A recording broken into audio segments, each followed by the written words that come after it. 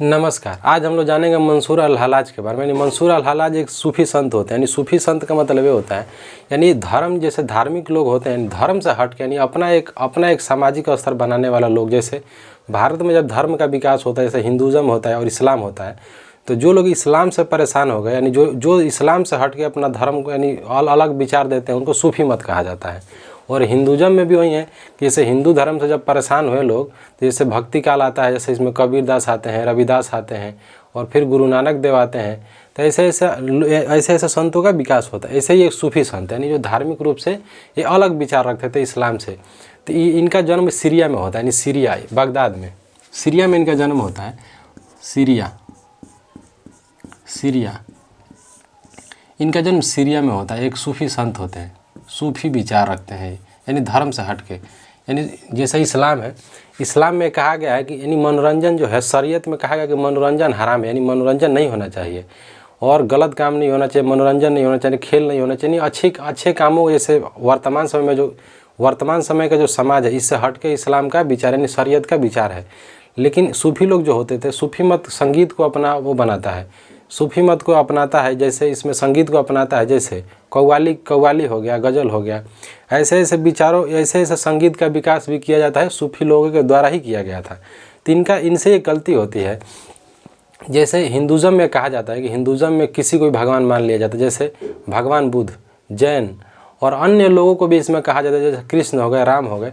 तो हिंदुज़म में कहा गया कि कोई भी इंसान भगवान बन सकता है, यानी किसी को भी भगवान का प्रतीक माना जा सकता है। लेकिन इस्लाम में कहा गया है कि कोई भी इंसान, कोई भी व्यक्ति अल्लाह के बाद कोई मतलब भगवान नहीं बन सकता। इस्लाम में एक ही बड़ा मतलब भगवान है जिनको अल्लाह कहा जाता है। लेकिन इनसे गलती होती है। अल्लाह यानी जो मोहम्मद साहब थे, पैगंबर मोहम्मद साहब थे, उनको इस्लाम का जनक कहा जाता है। और ऐसा नहीं कि मोहम्मद साहब का विरोध नहीं हुआ था। मोहम्मद यानी जो जनजातीय लोग वहाँ पे रहते थे, यानी मिडिल ईस्ट में, यानी जो वर्तमान समय का सीरिया हो गया, बगदाद हो गया, सऊदी हो गया, दुबई हो गया, तो यहाँ पे भी यानी जनजातीय सभ्यता थी। और वहाँ पे नबी यानी बहुत से धर्मों का पूजा होता है, नहीं वहाँ पे मूर्ति पूजा की जाती थी। वहाँ पे जब धर्म का विकास होता है, तो जब मोहम्मद साहब जब अपना धर्म चलाते हैं, तो मोहम्मद साहब का भी विरोध होता है। फिर मोहम्मद साहब के द्वारा यानी मदीना में इनका विरोध होता है, फिर मक्का चले जाते हैं, फिर मदीना चले जाते हैं, फिर वहाँ अपने धर्म का विकास करते, फिर वहाँ मूर्ति तोड़ देते हैं और फिर अपना धर्म बनाते हैं, जिस धर्म को कहा जाता है इस्लाम। इस्लाम में कहा गया कि अल्लाह एक ही हो सकता है, बाकी सब उसके यानी बंदा, यानी बाकी सब उसके बच्चे हैं, यानी सब उसके शिष्य हैं। इसमें इनसे गलती होती है। जो मंसूर होते हैं, मंसूर ये कहते हैं कि अल हलक, यानी मंसूर कहते हैं अल हलक। अल हलक का मतलब होता है मैं ही सत्य हूँ और मैं ही ईश्वर हूँ। इनसे ही गलती हो गई। और लेकिन जो इस्लाम के जो मौलवी थे, मौलवी जो होते हैं, मौलवियों के बाद ख़राब लग गया। मौलवी जो होते हैं, आज भी इस्लाम का सबसे ज़्यादा कोई ख़राब किया तो मौलवी लोग किए हैं, क्योंकि मौलवी लोग शिक्षा को बढ़ावा नहीं देते, धार्मिक चीज़ को बढ़ावा देते हैं। यानी इसमें जैसे हिंदुज़म है, हिंदुज़म में शिक्षा का विकास हुआ। कारण यह है कि हिंदुज़म में आज भी लोग मानते हैं कि शिक्षा सब कुछ है, शिक्षा के बाद ही धार्मिक ज्ञान आता है। तो इसमें दोनों लिया जाता है। लेकिन इसमें जैसे हिंदुज़म में कहा गया कि धर्म नहीं, शिक्षा बड़ा है। लेकिन इस्लाम में कहा गया कि धर्म बड़ा है।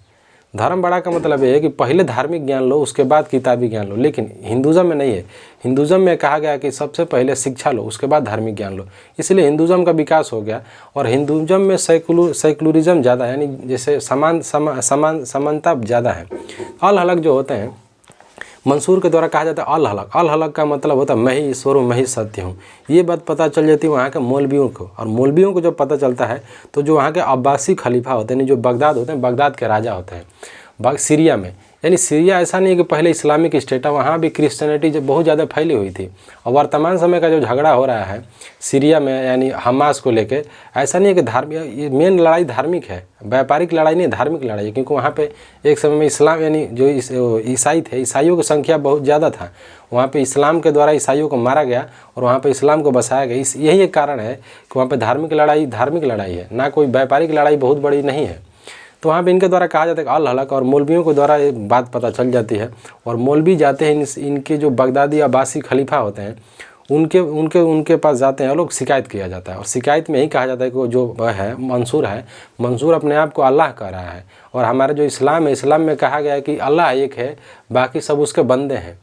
और ये बात जब तो आप बुलाते हैं अब्बासी जो खलीफा होते हैं, जो यहाँ का राजा होते हैं, क्योंकि जो इस्लाम का जब उदय हुआ तो खलीफा का पद आया, क्योंकि जो मोहम्मद साहब थे, मोहम्मद साहब की मृत्यु के बाद जो उत्तराधिकारी जो बनते थे उनको खलीफा कहा जाता था। तो खलीफा का पद वंशानुगत था, फिर धीरे धीरे ऐसे बढ़ता गया। तो उनके द्वारा कहा गया कि अपने आप को अल हलक कह रहा है उनको, उसको दरबार में इनको बुलाया गया, यानी जो मंसूर थे, मंसूर को दरबार में बुलाया गया और मंसूर से कहा गया कि मंसूर से राजा कहते हैं कि नहीं मंसूर, अगर आपको इतना ही कहना है अल हलक यानी मैं ही सत्य हूँ, तो अपने घर में कहो और किसी के सामने मत कहो, समाज में कहोगे तो हमारी बुराई होगी, और हमारी बुराई होगी तो आपके ऊपर कार्रवाई करनी पड़ेगी। फिर वहीं पे मंसूर को जो आता है ध्यान देते हैं और ध्यान में फिर कहते हैं अल हलक यानी मैं ही सत्य हूँ। जैसे यह भारत में है ना कि कहते हैं कि अहम ब्रह्मास्ति, जैसे रामकृष्ण परमहंस कहते हैं। तो हिंदुज़म में क्या है कि हिंदुज़म में समानता है, हिंदुज़म में कोई भी अपने आप को भगवान कहता है और लोग मान लेते हैं और धार्मिक रूप से लड़ाई नहीं होती, लेकिन वहाँ पे उनको मार दिया जाता है, यानी उनको 8 साल तक उनको बंदीगृह में रखा जाता है। फिर कुछ लोगों के द्वारा कहा जाता है कि फांसी पर लटका दिया गया था, फिर कुछ ऐसा भी कहा जाता है कि पत्थर से मारा गया था रोड पे, क्योंकि इस्लाम में प्रचलन है कि जो गलत करता है, जो धर्म के विरुद्ध चलता है, तो शरीयत के अनुसार उसको मार दिया जाता है। और उस कुछ लोगों के द्वारा पत्थर मारा जाता है, जैसे उनके शिष्य होते हैं, शिष्यों के द्वारा फूल मारा जाता है। तो फिर मंसूर रोते हैं कि ये कौन फूल मार रहा है। फिर इसमें कहानियाँ भी हैं कि एक लड़की होती है, एक गुरु के पास अपने पिता की आज्ञा लेके जाती है, वो कहानी सुनते हैं, लेकिन पिता के मन में एक डाउट आता है कि बच्ची जा कहाँ रही है। फिर उसका पीछा करते हैं और पीछा करते हैं तो जाते हैं तो जो साधु होते हैं, जो सूफी संत होते हैं, इनको एक कहानी सुना रहे होते हैं। फिर ऐसे ऐसे उनको उनका मोह भंग हो जाता है और बदल जाते हैं। बाकी जैसे हिंदुज़म है, हिंदुज़म में समानता है। हिंदुज़म में जैसे गौतम बुद्ध है, गौतम बुद्ध को भगवान माना जाता है। जैनिज़्म को ऐसा नहीं कि हिंदुज़म में विरोध नहीं हुआ, दुनिया में हर व्यक्ति का विरोध हुआ। जैसे इस्लाम जब बनाए मोहम्मद साहब, तो मोहम्मद साहब का सबसे ज़्यादा विरोध हुआ। वहाँ के लोग इतना पागल हो गए थे, मारने के लिए दौड़ रहे थे, क्योंकि ये एक जनजातीय सभ्यता से आते हैं और वहाँ के तलवार लेके मोहम्मद साहब 2-2 तलवार लेके चलते थे और लड़ाई के दम पे इस्लाम को बनाते हैं। फिर मक्का चले जाते हैं, इनको भी भागना पड़ा। फिर जो होता है ईसाइयों के जो गुरु होते हैं ईसा मसीह क्या कहते हैं कि मैं भगवान हूँ, और ईसा मसीह को भी लोग दौड़ा लेते हैं मारने के लिए, क्योंकि वहाँ के लोगों का अंदर ये रहता है कि नहीं तुम भगवान कैसे हो सकते हो। फिर ईसा मसीह का भी विरोध होता है, फिर उनको टांग दिया जाता है, फिर वो वापस आते हैं, फिर वो उपदेश देते हैं। और भारत में भी ऐसा नहीं, भारत में गौतम बुद्ध था, उनके पीछे हाथी छोड़ा गया मारने के लिए। फिर जैनिज़्म में है, उनके पीछे कुत्ता छोड़ा गया, उनको भी तो लोग बोलते थे ना कि नंगा रहता है, एक पीला वस्त्र पहनता, कितना मजाक बनाया जाता। तो धार्मिक रूप से सबका मजाक बनाया जाता था। बाकी हम लोग कल पढ़ेंगे।